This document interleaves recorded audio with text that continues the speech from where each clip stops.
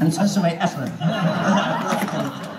काम तर काहीच करायचं नाही, तोंड चोपडेपणा करायचा नुसता, त्याच्याकडे काही काम नसतं. म्हणजे हे कॅबिनेट दर्जा असतो. मोठी सून म्हणजे कॅबिनेट मंत्री, मधली सून म्हणजे राज्यमंत्री, ननंद म्हणजे परराष्ट्र मंत्री बिन खात्याची, आणि सगळ्यात लहानी जी असती ती 6 वर्षाकरता निलंबित केलेला मतदार.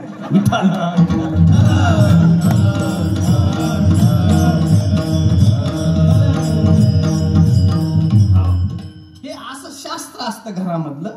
मग मोठ्या सुनबाईकडे एक काम होतं, तिनं फक्त भाजी शिजवायचं काम करायचं. दुसऱ्या नंबरच्या सुनबाईकडे तिनं पोळ्या भाकरी वगैरे करायच्या. तिसऱ्या नंबरच्या सुनबाईनं मग झाडू फरची पुसणे, झाडलोट करणे, धुणं भांडी करणे एवढं तिच्याकडं काम असायचं. अशी कामं नेमून दिलेले होते.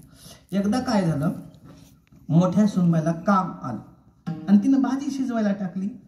आता महिला मंडळीला जरा भाजीचं शास्त्र सांगतो, जर आलं वागायला म्हणून सांगतो तुम्हाला.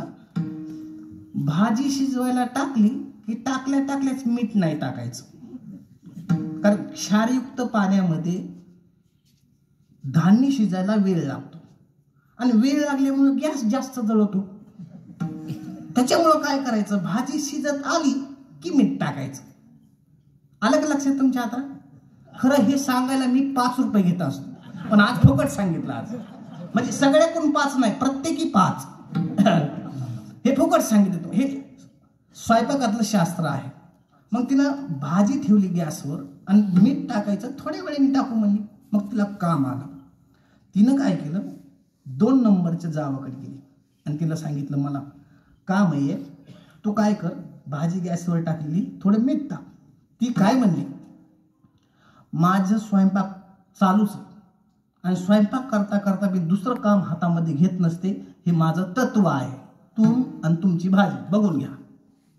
दुसऱ्या नंबरच्या जाऊबाने नकार दिला. तिसऱ्या नंबरच्या जाऊबाईकडे गेली, सांगितलं तेवढं भाजीमध्ये मीठ टाक. ती काय म्हणली, मी अजून स्नान केलेलं नाही आणि बिगर स्नान केलेल्याचा स्वयंपाक सासूबाईला घरात आवडत नाही, तुम्ही तुमची भाजी बघून घ्या. दोन्ही जावांनी तिला इन्कार केला. मग ती सासूबाईकडे गेली, सांगितलं आत्याच म्हणतात ना इकडं, मॉम नाही का, मॉम. मॉडर्न जमाना, आता सुशिक्षित जमाना झाला ना. आता लोक जरा उच्च लेवलचे शिकले, त्याच्यामुळे आता मॉडर्न संस्कृती निघली. आता पहिले सगळं बदललं. आता सासून ते तसलं काय नाही राहिलं, आता बदल झाला. आता पूर्वी गुरुजी विद्यार्थ्याला हाणायचे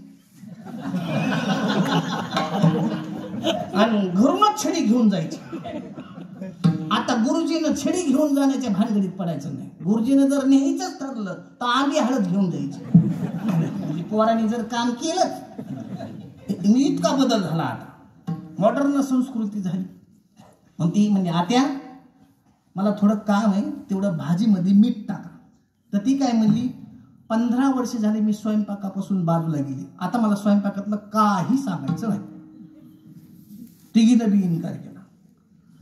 मग जी 2 नंबरची जाऊ होती का, तिनं मनात विचार केला, आज तिला काम आलंय, उद्या माझा काम येईल. काम केलं म्हणून काय बिघडत. तिने भरणी घेतली, उघडली, मीठ घेतलं आणि भाजी टाकलं. 2 नंबरच्या जाऊन विचार केला, माझी मोठी बहीण असती तर मी ऐकलं नसतं का काम, काय झालं बिघडलं का टाकलं. म्हणजे तिनं भरणी घेतली, घेतलं मी टाकलं. तिनं सासूबाई काय म्हणली, मी जर पोरीसारखं सुनाला वागवलं तर ती मला आईसारखं वागली. काय झालं, टाकलं म्हणजे ती बी घरात गेली, मीठ घेतलं टाकलं.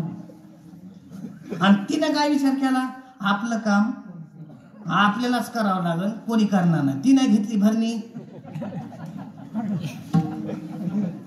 एकूण भाजीमध्ये किती वेळा मीठ पडलं, काय टेस्ट झाली असून भाजी. आणि मग ऐका, भाजी झाल्याच्या नंतर म्हातारा आला, घरातला प्रमुख माणूस आला. म्हातारीने लगेच म्हणजे बसा, त्याने लगेच मांडी घातली, मुंडासा बाजूला ठेवला आणि जेवायला बसला. वाढली आणि त्यांनी पहिला फुरका मारला की डोळीच झाकली.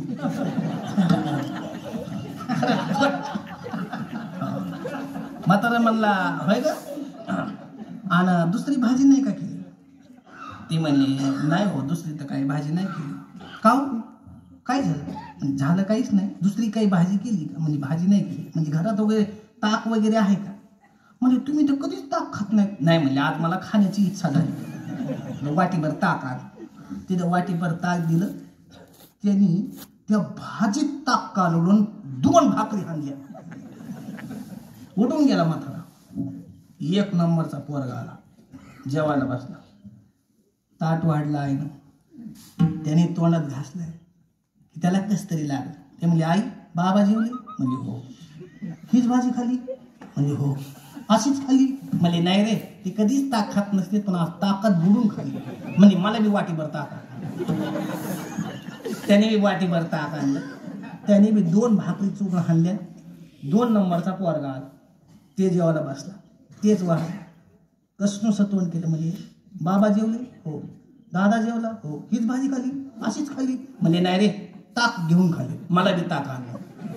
असं करतात तिन्ही भावांनी ताकात बुडून भाजी खाल्ली पण घरातलं समाधान कायम राहिलं.